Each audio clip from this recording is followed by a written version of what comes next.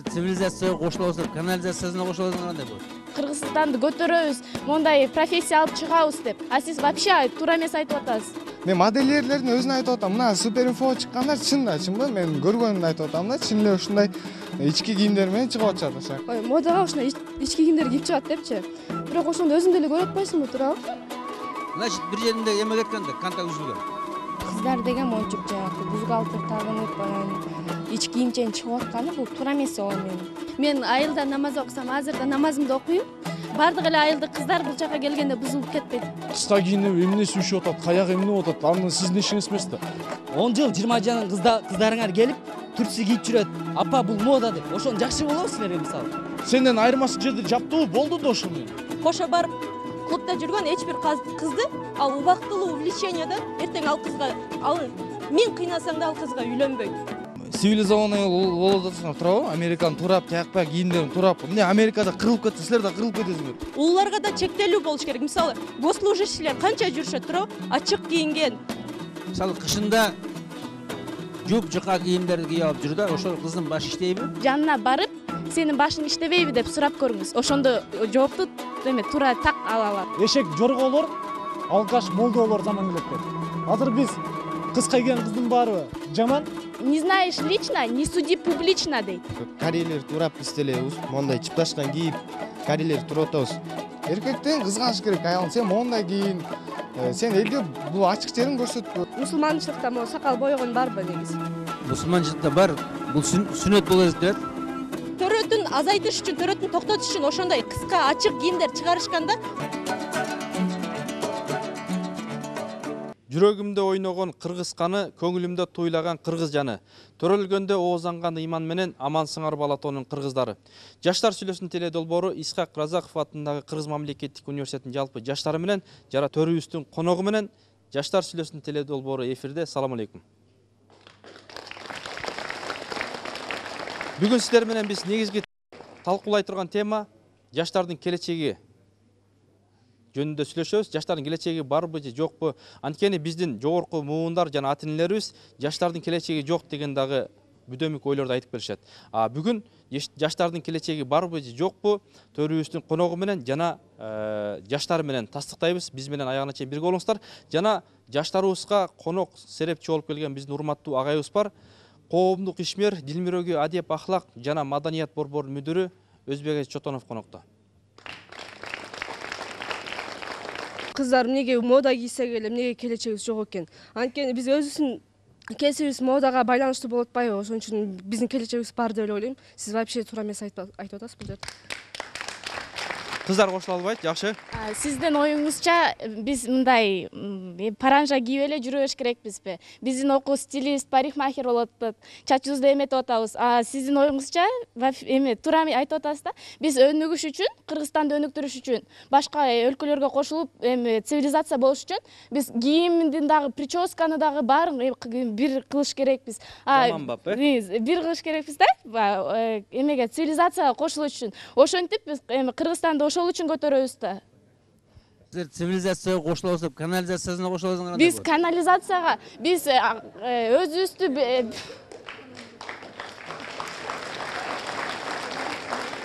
Кандай туурабы же туура эмеспи? Сиз вообще туура эмес айтып атасыз да? Эмнеге биз канализацияга кошулмак элек? Биз ушу университетке келип атабыз, билим алабыз, Кыргызстанды көтөрөбүз, мондай профессия алып чыгабыз деп. Сиз вообще туура эмес айтып атасыз. Сиз туура эмес айтып атасыз такыр. Мен да кошула албайм. Айтып атасыз. Жылаңаш жүрүү менен цивилизациянын кандай байланышы бар? Кандай? Биз эмеге Европага кошулуш үчүн, Кыргызстанды көтөрүш үчүн туурабы? Эме кийип, ушундай кийинип, модага кетип атпайбызбы? Мода анан сиздин оюңузча биз паранжы кийип жүрүш керекпизби? Жок, паранжы кийбей, скромный кийгиле. Скромный эле кийинип жүрөбүз, скромный, модный и всё. Келечекте эне болом деген.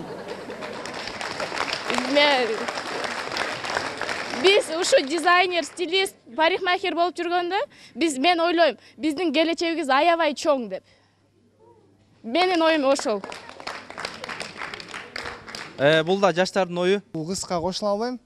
Мода деп не обязательно мондай жылаңач кийинип же болбосо жанагындай турсу эме менен ички кийимдер менен чыкканга бул кошулбайм да менчи.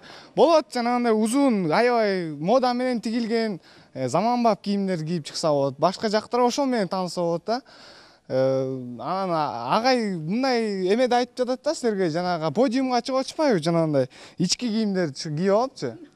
Биякта деген биздин моданы Кыргызстын улуттук кийимдер менен кийип, узун кийимдер менен чыкса болот да бияктанчы. Мындай супер инфого чыгып атпайбы ошол эми бул баягы 21-кылымда. Балким бул туура эмеспи, кандай сенин оюң кандай? Менин оюм туура эмес да, мен кошулбайм ба. Кыздардын оюн уксак, ушул жигитке ким жооп берет? Мен да сага кошулбайм, сага ким айтып биз жылаңач чыгабыз деп. Я биз деле кыргыздын кийимдерин, улуттук кийимдер менен деле чыксак болот да. Туурабы? Сен өзүң кийингенин карап албайсыңбы? Сен деле мода эле кийип атпайсыңбы? Туурабы? Антип айта бербе дагы. Сен айтып атасың эме депчи, кыздар узун кийип жүрсө болот деп. Биз макул кыргыз кийимин кийели, силер деле неме жанагы андай чыпташкан шымды кийбей, чачыңарды өстүрбөй кыргыздын балдарын болуп жүргүлө да силер деле. Мен силерди айткан жокмун да, бул бир чет силер мейли, силер азыр модельер болуп окуп жатасыңар да. Силер кийим тигесиңер, силер чыгасыңар деп айткан жокмун мен подиумгачы. Мен модельерлердин өзүн айтып атам. Мына супер инфо чыккандар чынбы? Мен көргөнүмдү айтып атам да, чын эле ушундай ички кийимдер менен чыгып атышат ошол жака. Мен ошого каршымын деп айтып жатам. Силерди күнөөлөгөн эч ким жок биякта. Мына азыр мына карасаң ушундай суукта кыздар мини юбкачан жүрүп. Суукта элдер тоңуп атса. Бул ненормальный кыздар, туурабы? Элдер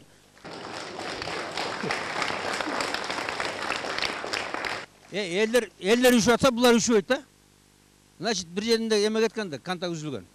Неме азыркы неме менин оюмча бул жака мындай көбүнчө ушундай жаман ситуацияларга айылдан келген кыздар көп мындай аябай бат бузулуп кетишет да. Себеби бул жакта деген аларды караган ата энеси жок, анан кийин өздөрү каалаган кылып, мындай кыска кийсем же сигарет чексем же неме кылсам эле мен шаардык болуп, тиги бала мени карап калат деген ой менен ушундай кийип алышат да. Мындай бирок баары кийет деп ага кошулбайм. Анан тиги бала айтпайбыз, ушундай кыздар өздөрү модага ушундай ички кийимдер кийип чыгат депчи. Бирок ошондо өзүң деле көрүп атпайсыңбы, туурабы? Кыздар деген мончуп жанагы бузгалтыр тагынып, анан ички кийимчен чыгып атканы бул туура эмес. Ооба мен бирге мындай я согласна с этим. Бирок деген бир четинен ал деген кыз деген өзү билет эмне кылышты. Анткени мен деген, например, окугум келсе, башка бирөө деген мени оку десе, мен окугум келбесе мен окубайм. Анткени бул деген менин ишим. Окуймбу, окуйм. Окуйсуң, окубасаң, окубайсың, Ошону менин ишим да булчу. Кийинсең кийинесиң, кийинбесең кийинбейсиң. Анан деген башка бирөөлөр деген мындай кыл, тиңдей кыл деп. Ал каждый человек отвечает за себя. Анан өзүнө жооп берет. Ооба, өзүнөн өзү жооп берет. Анан кыздар деген негизи кандай десем, исламда сөз бар. Ахаду ва тахаду дегенчи, баарыңар эле билесиңер. Ошого кирип кеттик да биз деген. Кийинген жыңалачтар, переводучу. Кыздар деген кийинип жүргөндө эле, ооба, кийинип жүрөр эле, бирок өзүңөрдүн уяттуу жериңерди көрсөтпөгүлө. Кийинип жүрөр эле, мындай кийинип жүрсөөр болот. Кандай кийинсеңер ошондой кийингиле, бирок самый главный уяттуу жерлерди жабып жүрүш керек. Анткени деген биринчиден келечеги болобу? Келечеги деген өзүнөн болот. Кандай кийинип жүрсө да өзүн кандай алса ошондон болот. Например, кыска кийинип алып эле, жана айтып атпайсыңарбы, тиякта жүрөт, денесин сатып жүрөт депчи. Алар деген анын өзүнүн аң сезими менен болот да, туурабы? Например, деген если деген өзү түз жолдо жүрсө, аны кыска кийгени, узун кийгени это не зависит. Өзлөрү билишет. Эчтеке болбойт. Жаштар сүйлөсүн, кыздарды угалы. Саламатсыздарбы? Мен ушу суроо берейин дегенде жаштаргачы. Өзү негизи мода дегенди кандай түшүнөсүңөр деп суроо берейин дегенде жаштарга. Мода деген эмне силер үчүн? Жаштардын келечегине таасир тийеби же тийбейби деген, Жакшы. Мен бул жерде жана кызга сүйлөп кетейин дегем, ал кыз айтып атпайбы, айылдан келген кыздар бузулуп кетет деп. Например, мен айылдан келгем. Мен келип эле бул жака келип жылаңач кийинип көчөгө чыгып кеткен жерим жок, арак ичкен, сигарет чеккен жерим жок. Мен айылда намаз окусам, азырда намазымды окуйм. Как положено, айылда кандай болсом, бул жакта да ошондой жүрөм. Бардык эле айылдык кыздар бул жака келгенде бузулуп кетпейт. Айылда да ушундай жеси кийип. Азырда ушундай кийинем. Эч нерсе деле болгон жок, Эч нерсе өзгөргөн жок. Жо, мен айттым, бирок мен бардык кыздар деп айткан жокмун. туурабы? Макул сен шаардык бол, бирок ар ким өзүнүн ал ыйманынан зависит этет, туурабы? Ушул айылдын, шаардын, кайсыл жаштардын келечеги кененирээк жакшыраак болот деп ойлойсуңар? Мен ал айылбы шаар баанысына карабайт, ар ким өзүнүн зависит этет. Өзүнөн, Мен бул байке суроо берейин деп атам эле. Сиз жанакы кыздарды неметип атпайсызбы? Кыска кийип атасыңар, үшүп атасыңар, тинтип атасыңар, мынтип атасыңар. Чын айтканда силерге эч нерсе болбой эле да анданчы. Кыска кийинип, эмнеси үшүп атат, каяк эмне болуп атат, анын сиздин ишиңиз эмес да. Жок, чыныгы айтканда мага деле баары бир да. Чын жүрөктөн? Чын жүрөктөн баары бир. Анан жана айтып атпайсызбы? Кыргыздын улуттук немелерин, кийимдерин кийиш керек, мындай узун эме. Мен кийип көргөн эмесмин, сиз кийип көрсөңүз кандай удобно болобу, анан эмне болот? Андан кийин мындай кийимдер да. Жигиттин оюну калды. Саламатсыңарбы? Атыңар ким силердин? Белек. Белекти уксаң, шариятта уяттуу жерди жабы деген болгон, туурабы? Туура. Анан кийин мини юбка кийген уяттуу жерге жатабы же жатпайбы? Ошого жооп берип койчу. Мини юбка уяттуу жерге жатабы, жатпайбы? Жабынып эле турат да нормально. Каякта жабынып? Уяттуу жерден согончоктон башталат, аял заттыкы билесиңби? Уяттуу жер согончоктон башталат. А биздики жүрбөй алат, жарым жылаңач. Отурса маршруткадан алды көрүнүп, ошол жакшыбы мисалы? Ал сен өзүңөн зависит, ал жерди карайсыңбы, карабайсыңбы? Ал сенден болот да. Мисалы сага вопрос, мына азыркы кыздар тизеден өйдө мини юбка кийип жүрөт, туурабы? Анан кийин мода, туурабы? 10 жыл 20 жанын кыздарыңар келип, турси кийип жүрөт. Апа, бул мода деп. Ошон жакшы болобу силерге мисалы? Ошо вопроска жооп берчи.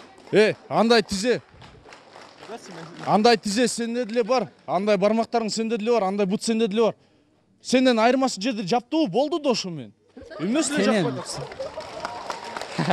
атасың? Мен сүйлөп кетейин. Любой эле эркек модный кызды карайт, любой эле эркек. Эмнеге карайт? Эмне себептен анын сулуулугуна кызыгат. Любой эле эркектен сура, кийин келечекте кандай аял аласың десе, ал айтат, ыймандуу, жоолукчан деп. А мен жана мини юбка кийип жүргөн кыздарды жесең, айтпайт аны алам деп кийин. Просто колдонуу деген сөз бар любой эркекте. Ошол. Мына урматтуу достор, урматтуу телегөрүүчүлөр, бул жаштардын ою. Анда жаштар берсин. Куранда айтылганда аялдын колунан ылдый, манжасынан кызыл ашыктан ылдый, өйдөсү бардык аврат болот деп, ал жерди көргөзүшкө уруксат берилген эмес да. Бул жигит айтып атат, бул жагы жабылып турат болду деп. А бирок көз акы деген бар да, биз ар бир мүчөбүздүн акыбыз бар, эртеңки күнүчү. Көз акысы бар, эртең көз акысы бар. Ошол караган көзүңүз үчүн да жооп бересиз да.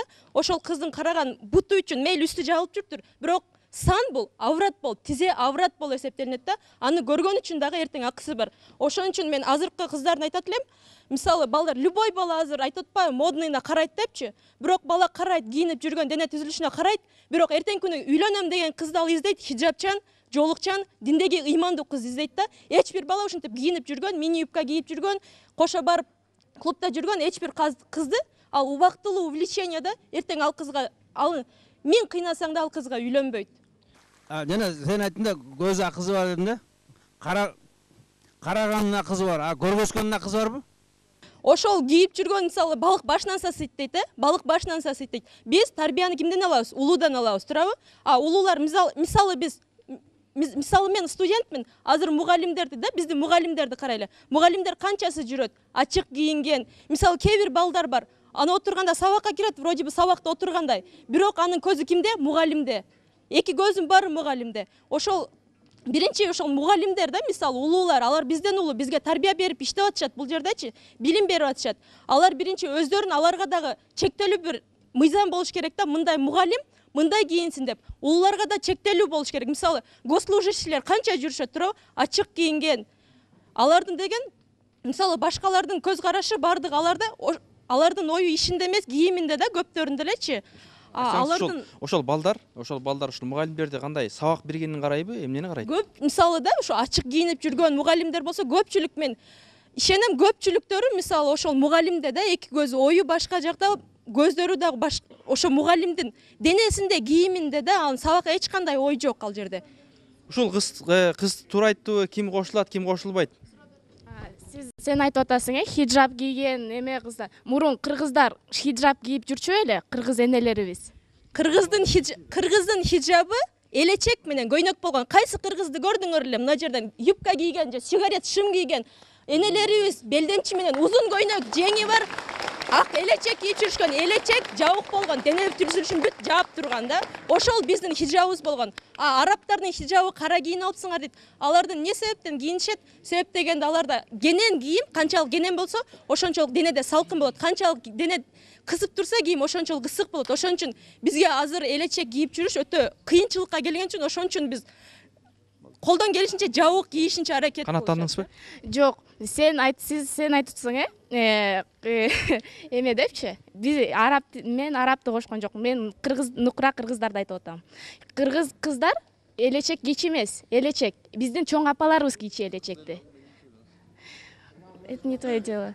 Ошо мен ойлойм да, эмне мен айтам да, ар бир кишинин мойнунда башы бар. Кантип кийинсе, ал өзү билет. У каждого человека есть свое право, как одеваться и как хочет. Айтыш бизден хидаят Аллахтан дейт да. Айтыш бизден хидаят Аллахтан дейт. Айтыш биздин милдет да. Мисалы, бирок мен силерди каршы эмесмин, кийинип жүргүлө, бирок ар кимдин башы өзүндө да акылы, каршы эмесмин. Келечегиңер бузулуп калат дегенде оюм жок. Аллах берсе гайып, Мариям менебизге берип койгондой гайыптан баланы берип кое берет да. Мисалычы, силердин кийимиңерге эч каршылык жок. Суроо бар экен сага. Мына мода негизи азыр кыска юбка кийип жүргөндөр бул биринчиден айтканда бул ата энесин признать этпегендер да, биринчиденчи, туурабы? Негизи моданы көп спорт өтөргөн.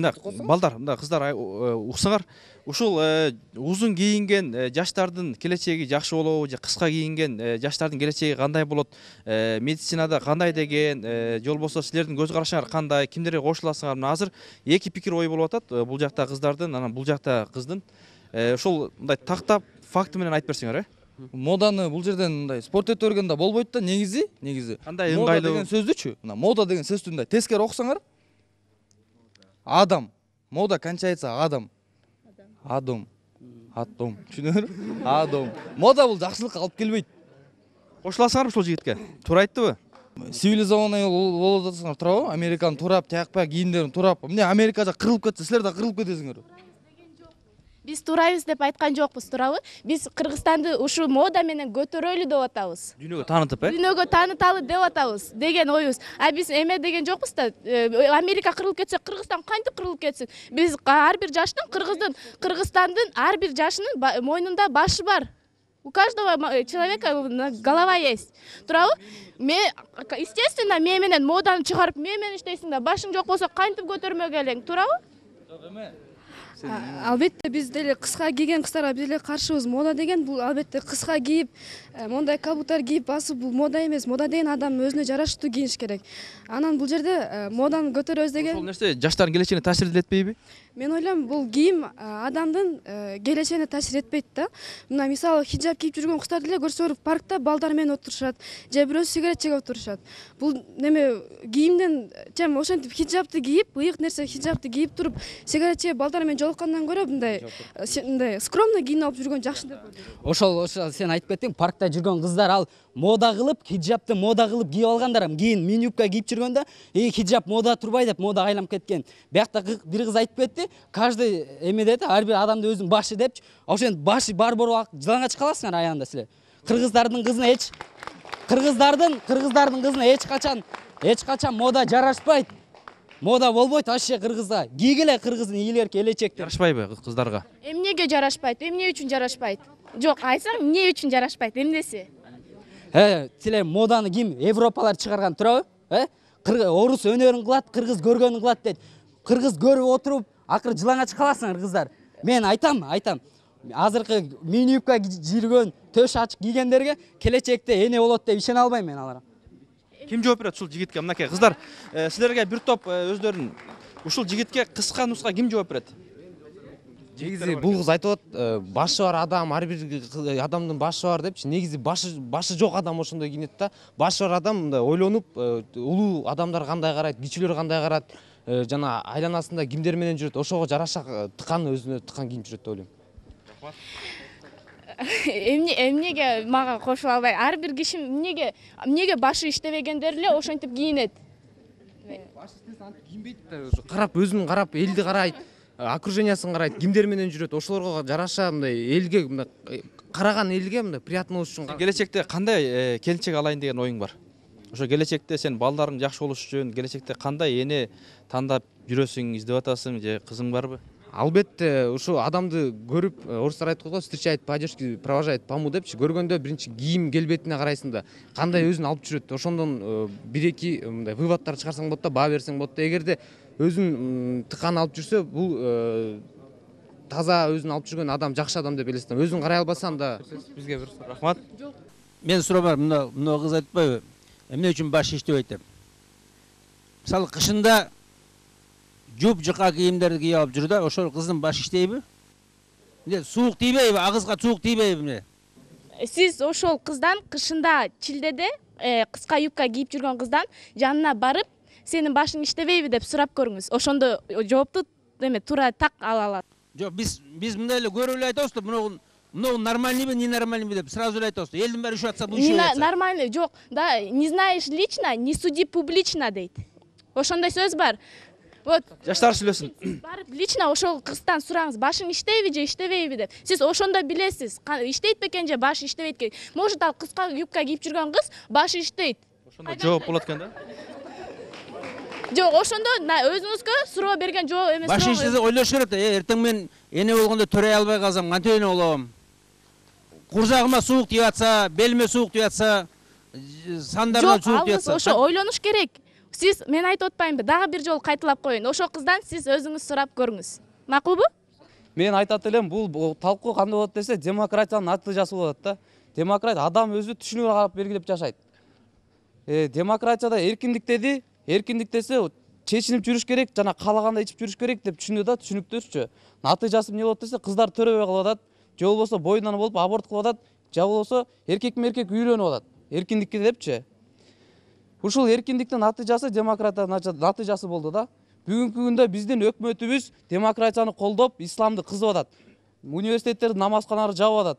Жаштардын келечеги барбы жокпу? Азыркы отурган жаштардын келечеги барбы жокпу? Университет жабып атат. Эгер кыздарды оронуулак десек, бул адамдардын талабы эмес. Адамдардын талабы болсо, баары жиңалаш жүргүлө дейт эле да. Бул Кудайдын талабы, кыздар оронсун депчи.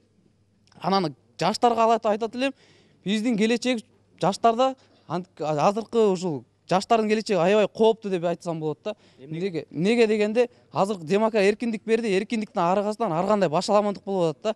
Эгерде бүгүнкү күндө биз азыр жаштарды оңдобосок, кийин биздин балабыз келечегибиз көтөрүп калат да. Эгер биз бүгүнкү күндө оңдосок, кийин келечегибизге жеңил жашоо. Эркиндик жаманбы?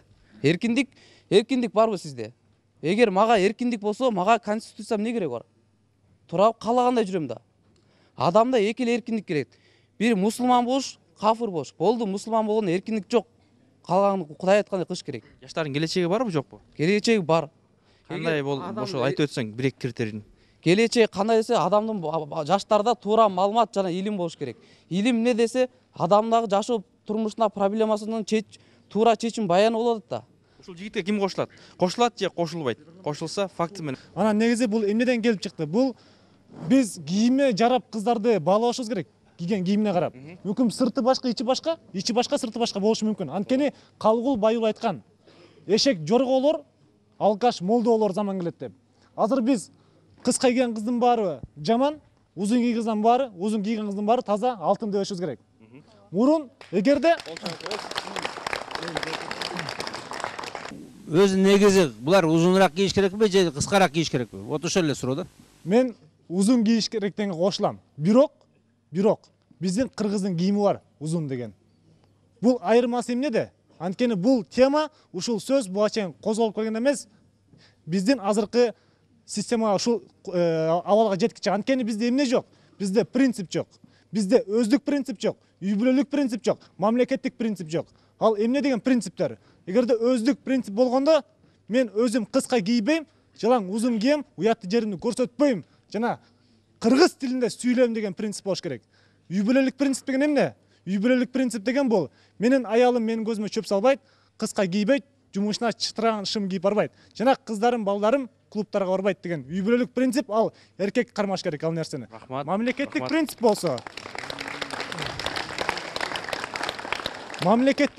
болсо, мамлекеттик принципте бул биздин улуттук тилибиз, улуттук каада салтыбыз, маданиятыбыз, кийимдерибиз сакталганда гана бизди Европа өзүнүн кыска кийимдерин, ислам өзүнүн кийимдерин кийгизе албайт болчу.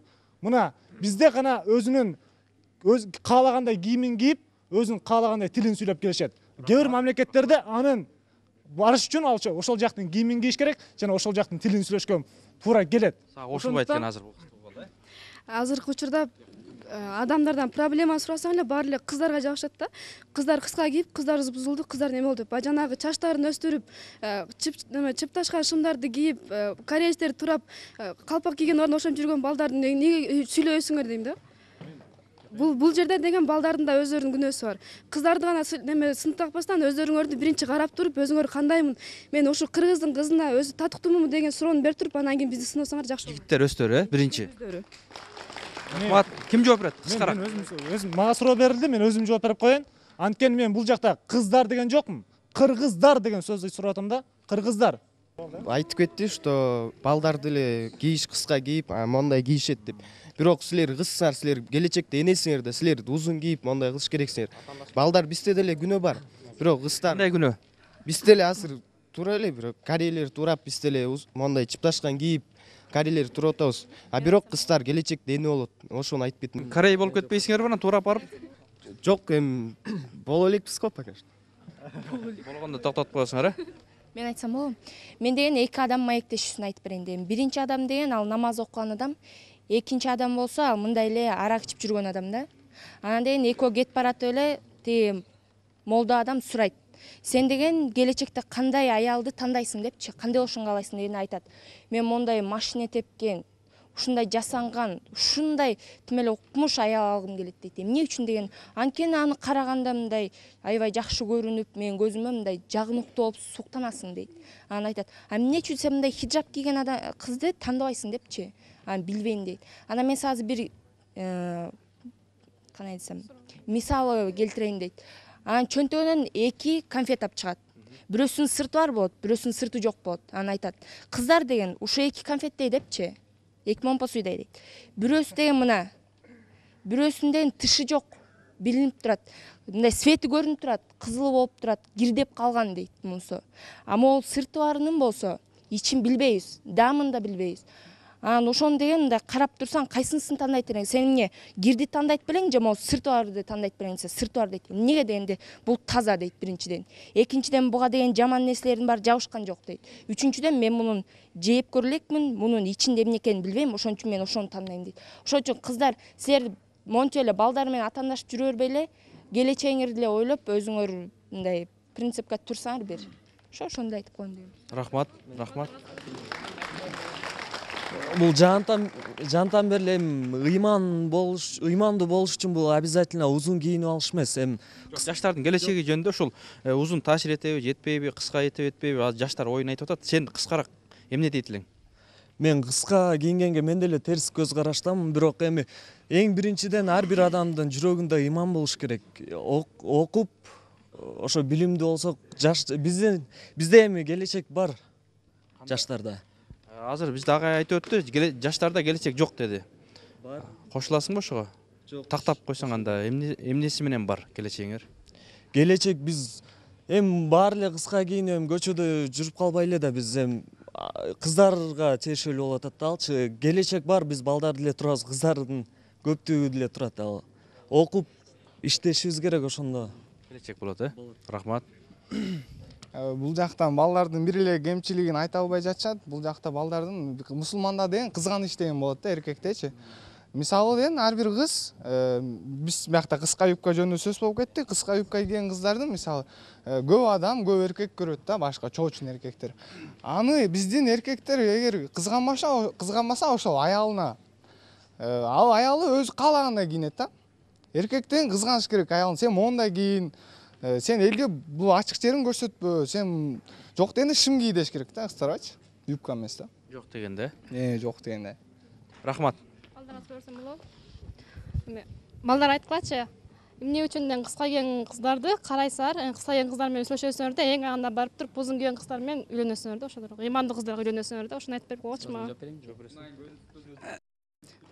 Сурооңо жакшы суроо болду. Мен жооп берейин ошо сурооңо.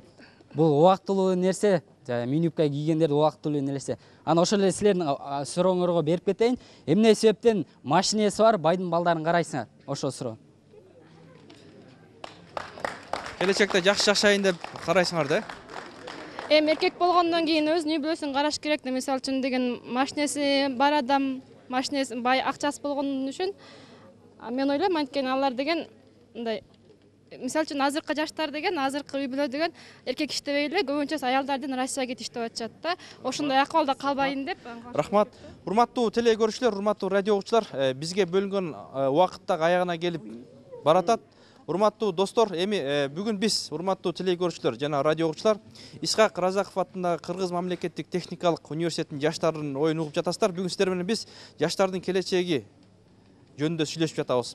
Урматтуу анда жаштар, жыйынтыктап берсеңер, ушул жаштардын келечеги балким кийим менен жакшы болобу же жаштардын келечеги тамеки чексек жакшы болобу же жаштардын келечеги арак ичип сабакка келбей жүрсөк жакшы болобу же жаштардын келечеги канткенде жакшы болот, жаштардын келечеги канткенде жоголот, же болбосо көрүүчүлөргө, чоңдорго, башкаларга кандай сунуш пикирлерди, ойлорду айтасыңар, анда жаштар сүйлөсүн.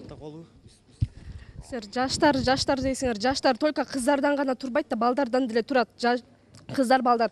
Только эле дайым эле кыздар дейсиңер, кыздар жамандайсыңар. Балдарды эч сүйлөбөйсүңөр да, балдардын деле кемчиликтери бар. Балдар деле келечекте ата болот. Алар деле мисалы кышында жука эле кийинип жүрөт. Аларга эмне суук тийбейби?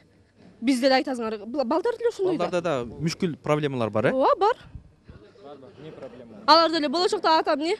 Балдар кышында колготкачан жүрөт абы?